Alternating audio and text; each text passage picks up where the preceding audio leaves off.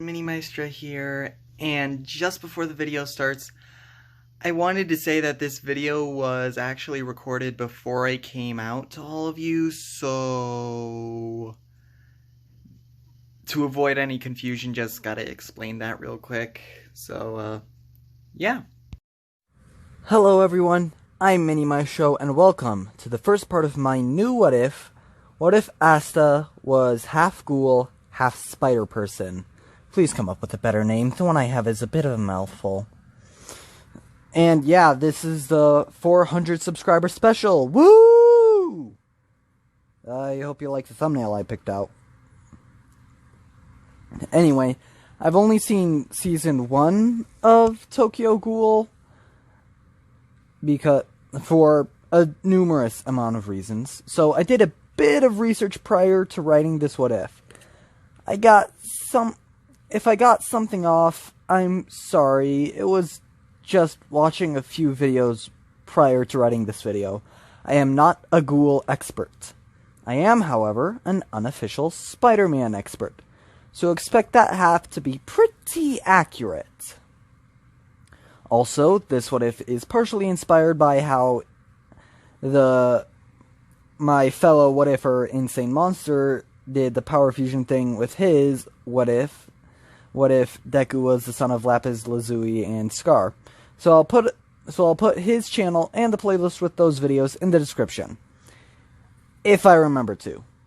So I hope you enjoy.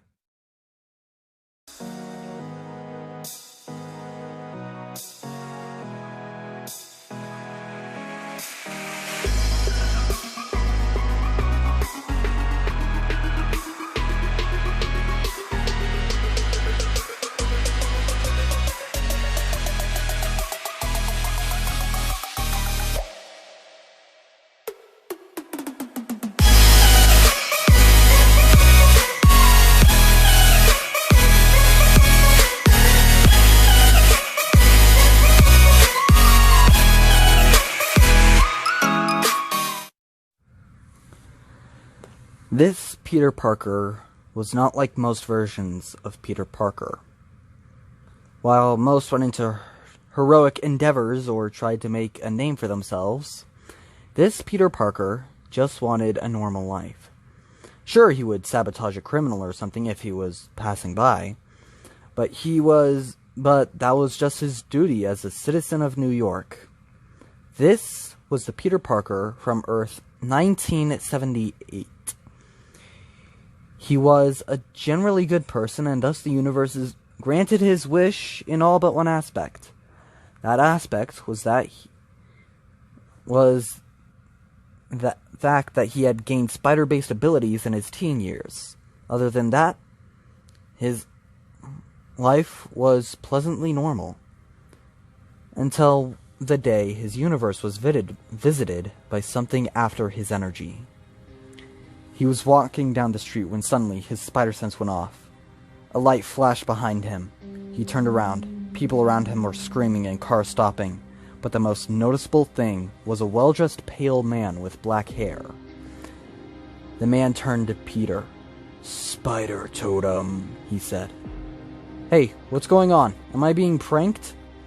Morlun charged forward and grabbed Peter's neck. He felt himself grow weaker. "What's happening?" He kicked Morlun in the stomach and started running. A blue portal appeared in front of him, and another man clad in red and blue jumped out. He grabbed Peter's arm and pulled him inside. "Come on!" "Wait, what's going on?" The red and blue clad man pulled off his mask. "Basically, I'm you from an alternate universe, and we're in a war with a group of energy vampires called the Inheritors that feed on people with spider powers." "What?" "Yeah, it's pretty crazy. Anyway, take this." Peter's alternate version put what appeared to be an old-timer with a bracelet in his hand. "Put this on. It will let you travel through universes." Whoa, whoa, whoa! I'm not fighting in some war. I just want a normal life. I had a normal life. Sure, the spider powers shook it up a bit, but it was fine as soon as I got used to them. You can't think like that. With great power comes great responsibility. That saying Uncle Ben has been always tells me, huh? Listen, I don't know what happened in your universe, but I'm perfectly fine how I am. Peter's alternate self looked at him. Okay, fine. How did you get your powers? Radioactive spider bite? Okay, go to Earth 928. It's a radioactive wasteland, but you should be fine, and the inheritors can't go there. You can hang out there until this all blows over. Thank you. How long should this take? No clue. We'll send someone when everything's all good. Got it. Peter entered the Earth ID in the timer-looking device. A portal opened, and he walked through. When he came out the other side, he was surprised. Around him was a bustling city. This doesn't look like a radioactive wasteland. He looked at his universal transporter. On the screen, the pixels were going berserk. Dang it! It must have a glitch. He tried to enter in an Earth ID, but it wouldn't respond. I should probably hang onto it and try to get it fixed. At least this world seems safe. He walked around, quickly discovering he was in Japan, and that ghouls crawled around this world. Yes, this is the world of Tokyo Ghoul. Over time, he managed to get a decent job and apartment. After a bit more time, he's pretty much learned Japanese. One day, he was walking down the street when he noticed a white-haired woman with green eyes tailing him. Why is she following me? He thought. No, I can't just assume. It could be a coincidence. I should make sure, though. At the next turn, Peter turned right. Then right again. Then right a third time. He glanced behind him. She was still behind him. She's definitely following me. Peter turned into an alley and stopped in front of a wall.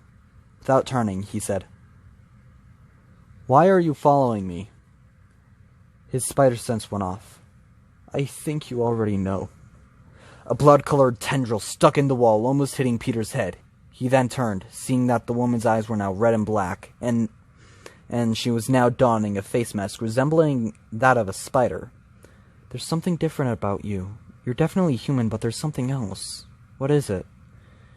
You're about to find out. Peter slinged his webs and stuck the ghoul's hands to the ground. What? Spider powers. Makes that math kind of ironic. Peter tried to web up the ghoul's kagune, but it just tore through the walls. He was grabbed by a tendril and swung around. His universal transporter got smacked on the wall. It started lighting up. In an instant, Peter and the ghoul disappeared, leaving only the webs and destruction. In another universe, they reappeared in a forest. Ah, great. Where are we? The ghoul asked as her eyes became green once more. Another universe. You banged up my universal transporter, and now we have no clue where we are in the multiverse. What? Bring us back! I can't. This thing barely worked before you bashed it. I could fix it eventually, but I have no clue how long this will take. Okay, you get started on that. I have to find something to eat. Peter webbed the ghoul into a tree. You will not. I'm going to try and see if there's a town and get the rundown of this universe while trying to find some parts or something I can use to fix this thing. And you will stay there. You don't understand. I haven't eaten in 2 months. I'm on the edge of starving. If you think a hungry ghoul is bad, then a starving ghoul will be a catastrophe. When a ghoul gets hungry enough, their base instincts take over. I might eat you not even thinking about how I need you to get home. Peter sighed. I don't know if you're telling the truth, but you were kicking my butt back there, and I would rather not risk it. If the town has a morgue or something, I'll pick up a body and bring it back. Peter jumps to the top of a tree and tries to see a town. He sees a clearing and starts swinging towards it. When he gets there, he sees 2 farmers. He approaches them. Hey, get away from the crops! One of them said. It's okay. I'm new around here. I just wanted a map or something. We don't have a map, but the town's that way. The farmer pointed towards what appeared to be a town. Peter looked at the floating tools and books. He didn't say anything about it. Thanks. He walked towards the town. The town was of a decent size. In the town, he saw the demonstrations of magic, and he noticed that everyone, or at least everyone in or above their mid-teens, carried a book, each one having a clover on it. He also found that the technology appeared to be limited to medieval times. The biggest thing he noticed was how everyone was staring at him. It was his clothes. Definitely. He stood out like a sore thumb. He would need to get better clothes. When he turned back, he passed the farmers once more. "You all good, stranger?" Yeah, I'm fine. Do you have a place to stay?" "Yeah, me and a friend are building a lodge in that direction." Peter pointed to the forest in the direction he came from. "Ah, we'll visit you sometime." "Sure." Peter walked into the forest. He started swinging as soon as he was out of sight. He was swinging when he heard the sound of screaming. He swung towards the sound and found wolves preparing to feast on a now dead man. He webbed the wolves up to some trees. "Sorry, pups, but I need this way more than you." Peter grabbed the cadaver and continued swinging. Eventually, he got back to the ghoul, who was still webbed up. "Why did you take so long?" "Hey, the town's a bit far away. Anyway, I got some food for you." "Poor guy got attacked by wolves. Webbed him up before they could get a share." "Okay, now let me down so I can eat." "I can't. They dissolve after an hour whether I want them to or not. They should dissolve in a bit." "I can't wait that long. I need it now." "Just wait." "I can't. I need it now." The ghoul's eyes activated. Peter thought for a moment. "Fine. I'll feed you, I guess." "I don't care. Just give it to me." Peter lifted the body and reluctantly ripped off the arm. He moved the ghoul's mask to the side of her head and held the arm up to her mouth. And she started eating. Almost everything about what was going on made Peter uncomfortable. The only upsides were that he managed to partially figure out how this universe worked, and that he wasn't alone. Although the second part was more of a gray area since they were a ghoul. After a bit, the webs dissolved and she started eating the whole body. "We'll be stuck together for a while, so we might as well know each other's names. I'm Peter Parker." The ghoul looked up, momentarily taking a break from her eating. Koike Tomoko." Koike resumed her feeding. "When I went into town, it didn't look like they had any technology from after the Dark Ages." Koike swallowed and asked, "Does that mean we're stuck here?" "Probably, but there's still a chance we could get home. But even if we do, the real problem will be finding home." After Koike finished, her eyes deactivated. Is that the right term? Whatever. Peter looked at her. "You realize you're gonna have to get used to scavenging, right?" "I figured." "How long before you need to eat again?"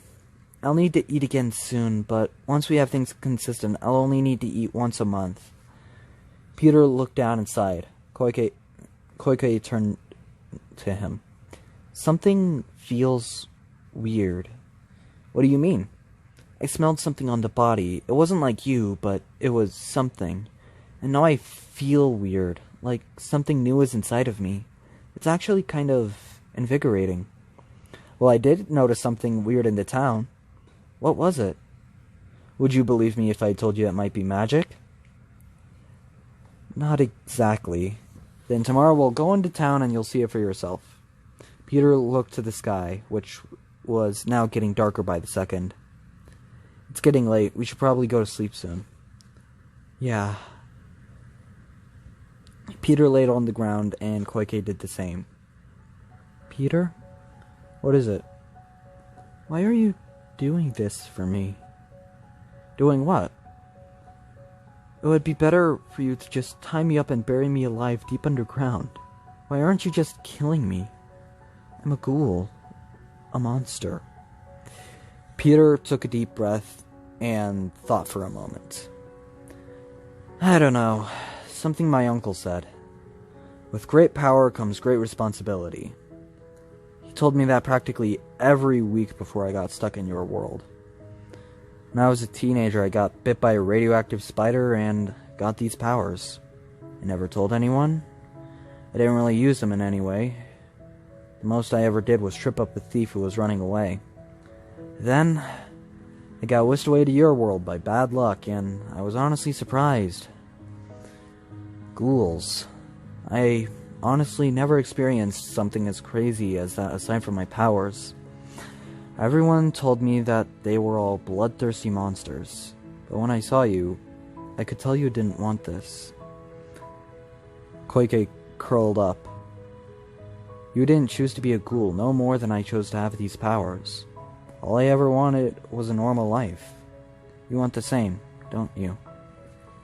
Yeah. So I decided you'd be my responsibility, that I'd make sure you didn't do anything you would regret. At this point, Koike was letting out silent tears. How did you know? I don't exactly know how I knew. I guess it was your body language or something. Koike curled tighter. Thank you.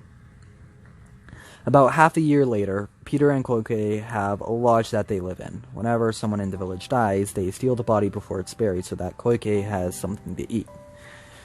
She has nearly entirely become used to being a scavenger over a hunter, and actually prefers it. They also discovered that Koike can smell mana, and that when she eats someone, she gains an amount of mana, but she still can't produce her own.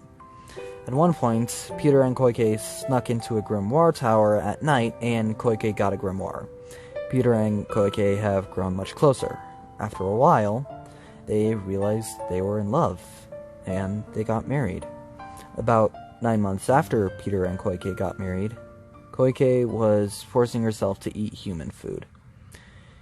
Peter looked at her as she choked it down. I think you've had enough. The baby should come any day now. We know they're alive, so you don't need to eat any more than you have been. Koike put the fork down. No, the end is the most important. If they can eat human food, they should. So I should make sure they're more accustomed to human food. Not at the cost of your life. You're making yourself sick. I'll be fine. As you said, the baby should come any day now. After they're born, I can stop eating human food. Peter looked at Koike.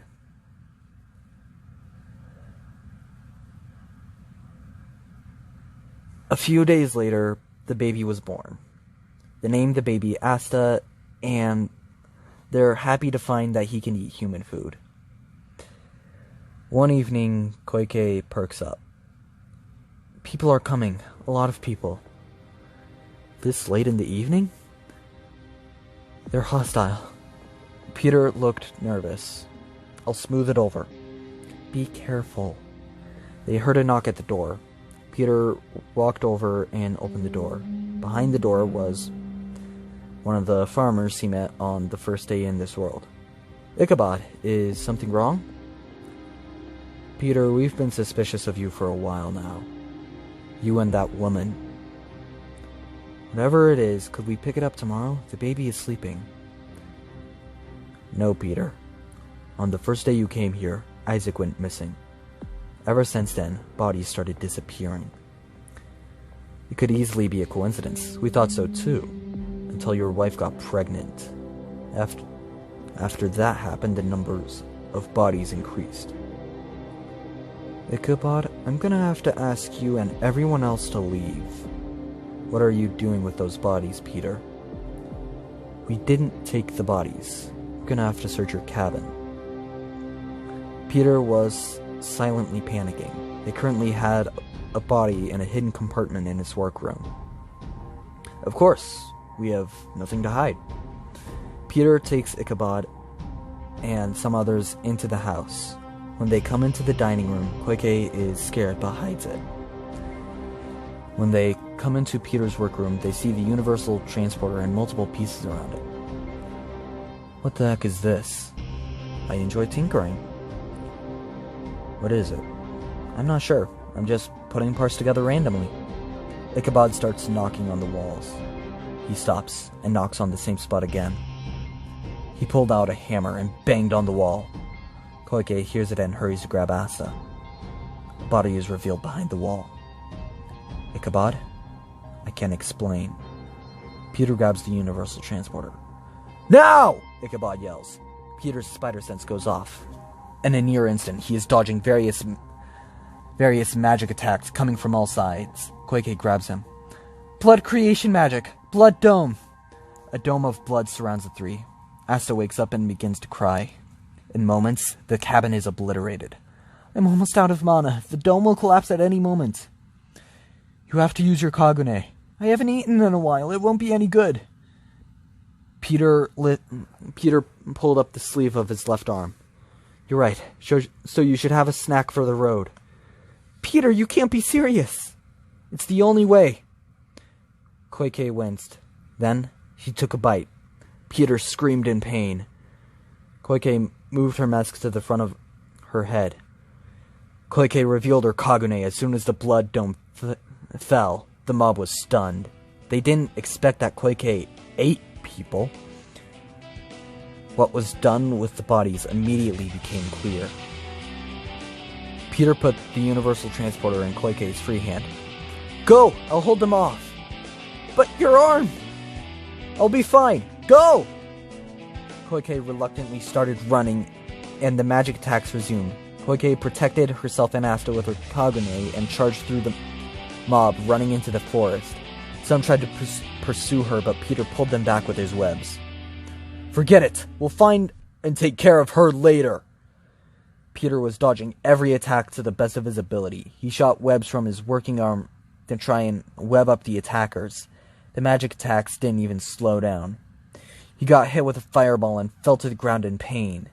He was approached by Ichabod. Why would you love that monster? You don't understand. All she wanted was a normal life, and bad luck said no, Peter responded. She never wanted to do it, but she had no choice. The life of a monster is hell. It doesn't matter. We'll get rid of you, then we'll hunt her down. You'll never get her.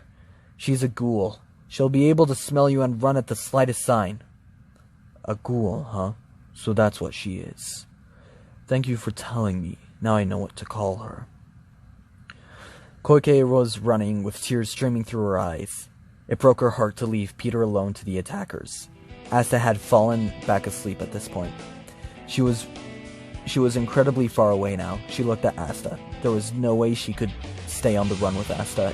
If and when she caught, they'd likely kill him. He wasn't safe with her. She grabbed a basket and some blankets.